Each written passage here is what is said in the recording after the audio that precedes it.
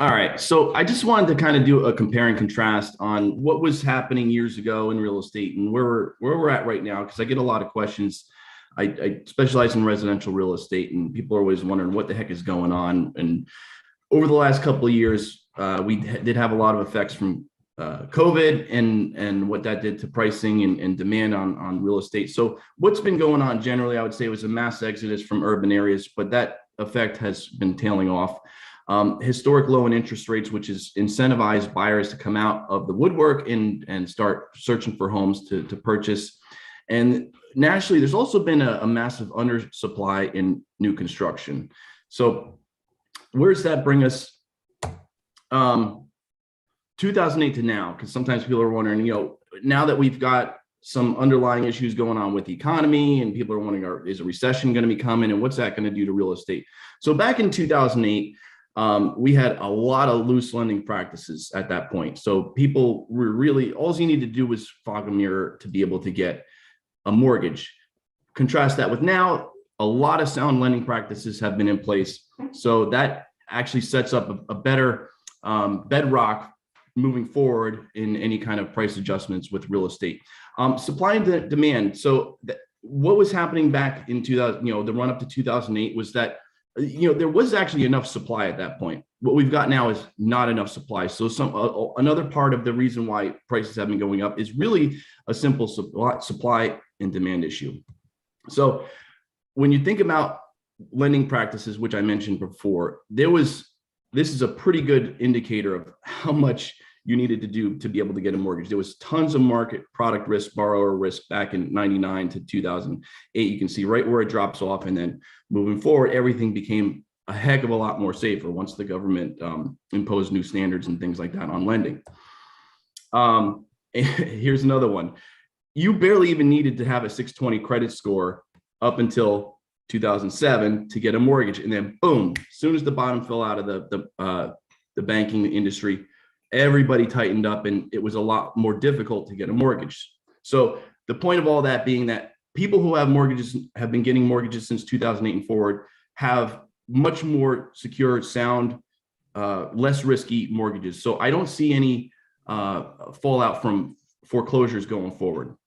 This was a pretty good chart, which I had been searching for a long time, and I found it with the Auto Group, a marketing market update seminar that I attend twice a year. So 2006 and 2007, you can see right after that, the bottom fell out, and 2012 was pretty much the bottom for New Jersey. Now this chart goes into 2019. So you can see as of 2019, we didn't even get back to where we were in 2007. We were only at 97% of prices from 2006. Okay. So that's how long it took us to crawl back to almost to the same point on pricing. The rest of the country did a heck of a lot better than New Jersey. So New Jersey data, this is where we are now, 2019, 2020 and 2021. So you can see for single family homes, this chart right here, the 15%, that's just for the single families, not townhouses and condos. We had a 15% appreciation for 2020 and 14.5% for 2021. Those are ridiculous numbers. I don't want to, this year to date for April, I don't want to put too much focus on that because there's a lot of seasonality. These numbers are rolled up to full year averages. So this year to date April is only 4 months worth of data, but April 2022 is up 8.4% year over year. So that's a better number. So let's see what that does to. So these are some of the areas that I focus on in my central. I have a few different counties in central Jersey that I do, but I'm for time purposes, I'm just going to show you a couple of them. For single family homes, if we look at this state was at the bottom of 2012, we were at 405,000 average for single family in 2011. We rode along that bottom. As a matter of fact, 2015 was the actual bottom for Hunterdon County. Rode along the bottom, and it wasn't until 2020 where those prices kicked up. So if you bought a house back in 2007, you're not seeing any kind of real nice appreciation until 2020. It's a long time. Somerset County was similar, but a little bit better. So 467,000 in 2011, and then 2019 they were 475. So only $8,000 difference between 2011 and 2019, and then boom, you see 14.5% appreciation in 2021. So what's ahead? Home price forecast. People are wondering, is the bottom going to fall out in prices? Everything that I've seen in the research I'm doing and my gut instinct is that no, I foresee more price increases, although a lot more moderated. So these are forecasts from 1, 2, 3, 4, 5, 6, 7 different places: Mortgage Bankers Association, National Association of Realtors, Freddie Mac, Fannie Mac. Average price forecast for 2022 is 9%. I think that might be a little bit aggressive, but again, nobody's predicting a decrease in prices for 2022 for this year. Going forward for the next few years, the predictions are still more appreciation, albeit at a much more tempered rate. Okay. So what happens if or when the United States goes into a recession? What is that going to do to home prices?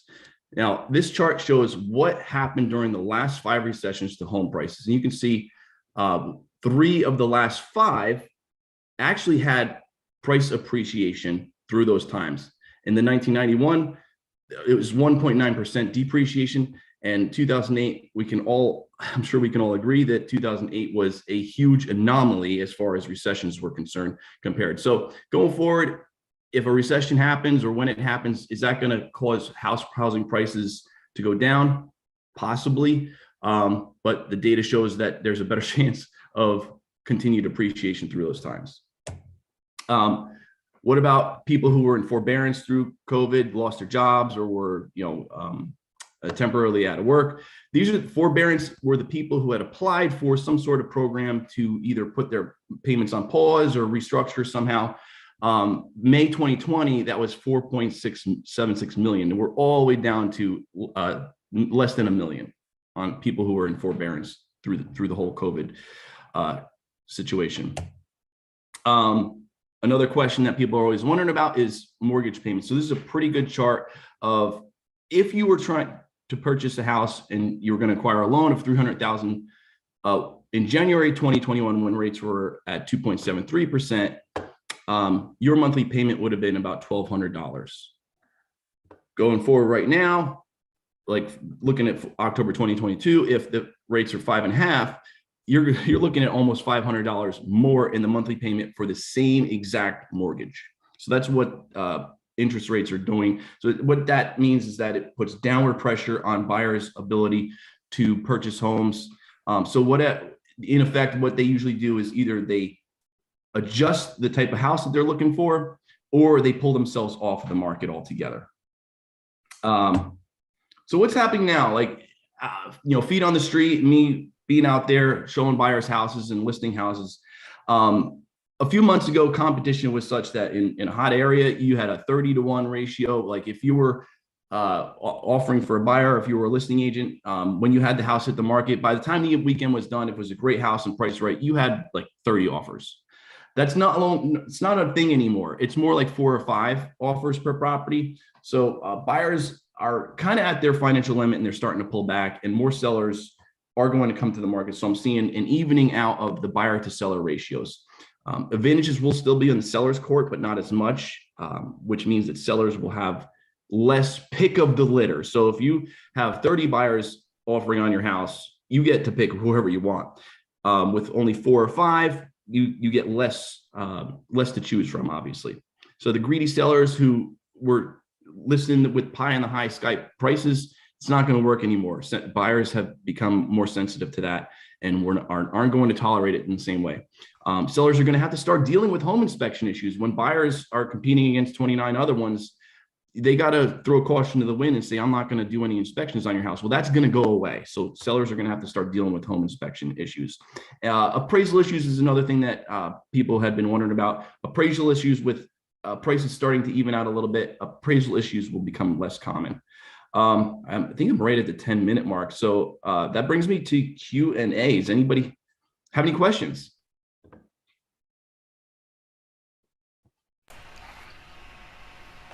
I was going to say my big question. Okay, good. What happens when the house doesn't appraise?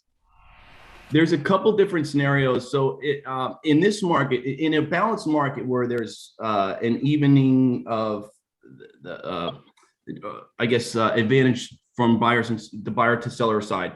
In a regular market, if a house underappraises, there's three things that you can do. I'm going to actually stop sharing. Let's just say house was, the contract price is $510,000 and the appraisal comes back at $500,000.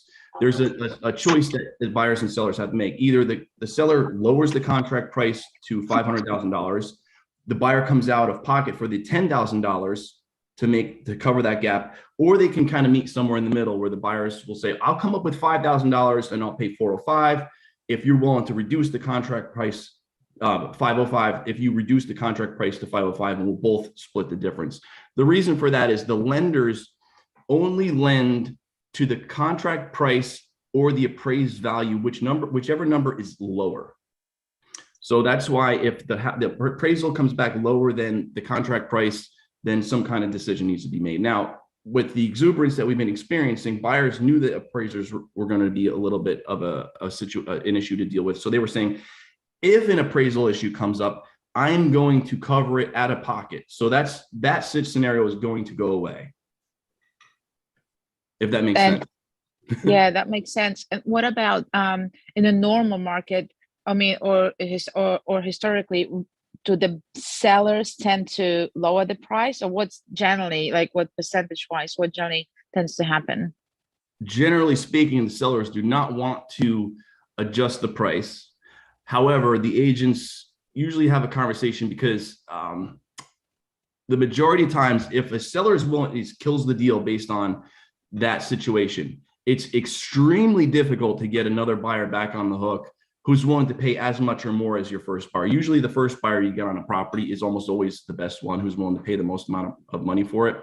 So usually sometimes we're saying to the seller, yeah, I understand that you don't want to reduce the contract price by $10,000. However, there's a chance that if we go back out to the market and try and find another buyer, we may not find somebody who's willing to pay that much. We might find somebody whose offer is only $20,000 less than we're at right now. So you might be, even though you're having a hard pill to swallow of the $10,000, it may cost you more in the long run. So usually we try and keep the deal together if we can, because we know that the situation of having to deal with another buyer could be a lot worse, and it usually is. Thank you. Yep. And Lance, the big question I always have is what factors in when the taxes start to increase and the town taxes start to increase on that? That's a tough one, because it's not, it's something that we can have a conversation with our buyers up front. But right now, buyers are like, I'll deal with that when it happens. It's a tough thing to do, because you can try and figure out as much as you can about it. Like, you can talk to the tax assessor, you can go to the town. If my taxes or my purchase price is this amount, what are my taxes going to go up to? If you can get them to help you out on that number, then you'll have a better idea going forward. It's not going to affect your mortgage, because the mortgage is put together based on the current taxes, not future taxes. The challenge is that to do that research, if you want to go to the town and figure all that out, by the time you've done your research, some other buyer has already locked up the house and you don't have a chance. Oh no, I didn't mean on the existing buyer. I meant that's the one factor on the downward pressure on the prices that will be unique in this market versus the 2008 market. Yeah, it'll be tough for the people who are at their limit on their purchase price, because they have less room to work with. Their debt to income ratios are going to be adjusted based on their new amounts that they're paying in taxes. So they might feel a lot more of a pinch, as opposed to the other buyers who weren't necessarily going to their absolute limit. I think it's going to be kind of a case by case scenario. Each buyer is going to have to deal with it, and how much the taxes are going to go up. I don't know. I mean, from a tax side, did you have any ideas? I meant more on the, I think that you're going to see a squeeze on the local municipalities, and they're going to have no choice but to raise rates. Oh yeah. I definitely feel like that's because prices are increasing for consumers. They're increasing for the towns as well. So they got to get that extra revenue in somehow. So they're going to have to do it through increases in taxes. Excellent. Well, great job. Very nice. Always insightful, sir. Always take it to a different level and always have a ton of value. Thank you so much. You got it.